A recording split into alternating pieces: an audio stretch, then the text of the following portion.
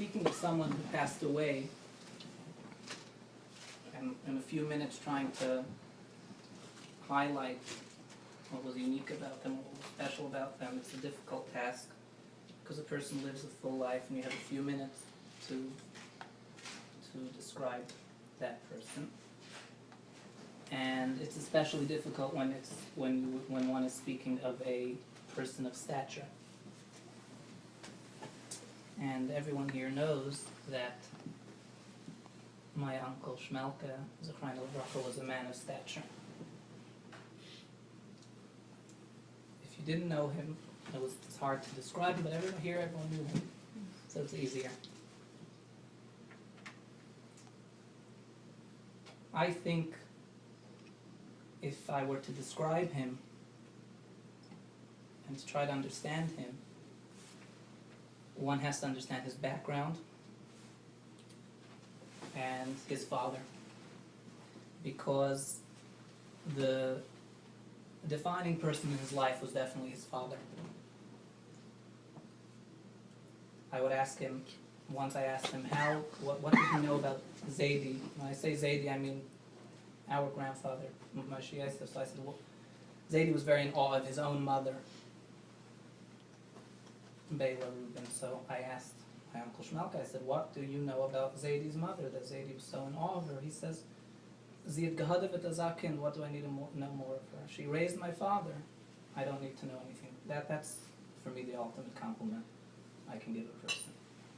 So Zeide, Moshe Yosef, came from a Rebbisher background. He was raised in the home of a Rebbe and a Rebbitzin.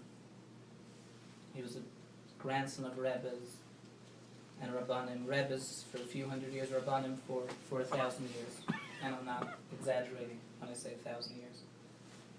But unlike most of his relatives, he carved a different path for himself. All of his uncles were Rebbes, his cousins were Rebbes. That was what they did. That was what happened. But Zeide, interestingly, and not in line with his background, very much believed in the derech of Shamshon Fal Hirsch, of Torah and derech Eretz. I don't know where he got it from. It wasn't from his father. It wasn't from any of his family members, but it could be partly because when he grew up in Bukovina, which was then Austria, it was a very modern time. He grew up in the beginning of the 20th century, maybe that influenced him, I don't know. But he studied philosophy, he had a university degree, but he maintained his Hasidic garb, his nusach, his minhagim. He didn't take away from anything that he had. And he became a Rav. So he really did follow the footsteps of his parents, but he changed it. And he definitely raised his sons on that model. And his son, both his sons, but we're talking about Shmelke's Zechrein Levracha, he was a very perfect result of that model. You know, he was, in one hand, he was an old world man. He was raised in a town in Eastern Europe. He was soaked in Yiddish culture, and in the whole background was very old world.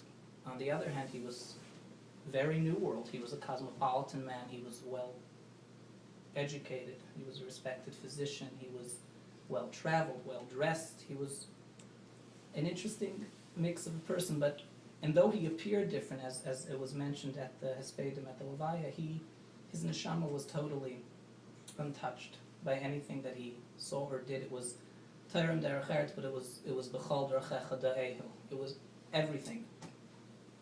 Everything that he did, I said to him, he said, what is the Messiah that my father gave me? And he said, this was a couple of years ago. He says, Torah, Torah, Torah, Torah, and more Torah. That's how he said it.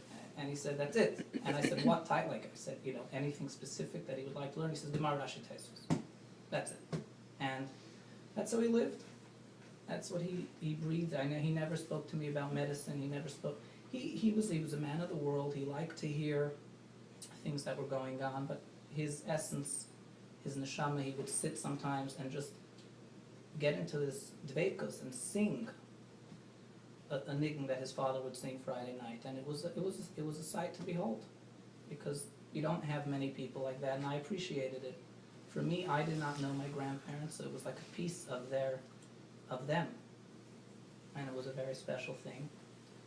And I want to also say to my cousins, he was so proud of his children. He was brimming with nachas from his children. He would, in a nice way, tell me, not show off, but pride himself and share it with me how proud he was of each of his children and his Einakach. And his great-grandchildren were young, but his grandchildren and his children gave him immense joy.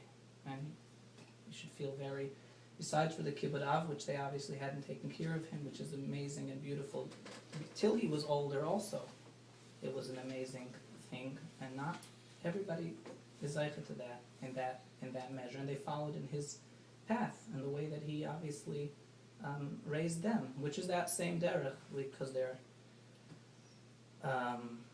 professionals as he was, but that's just because they're professionals, because they're practical, and that's what that's what one needs to do. I'll end. It's late. I still have to drive to Boston tonight with my wife. It's Chamisha Asar Ba'av. Lai hayu yamim tovim liYisrael kechamisha Asar Ba'av. The Jewish people didn't. It was a very special day in Jewish history. It's Kaima Sira B'Shlemusa. The moon is full.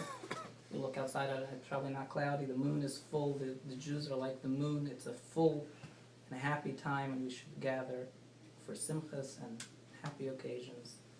Ad B'Yas Mashiach Tzidkenu. Amen.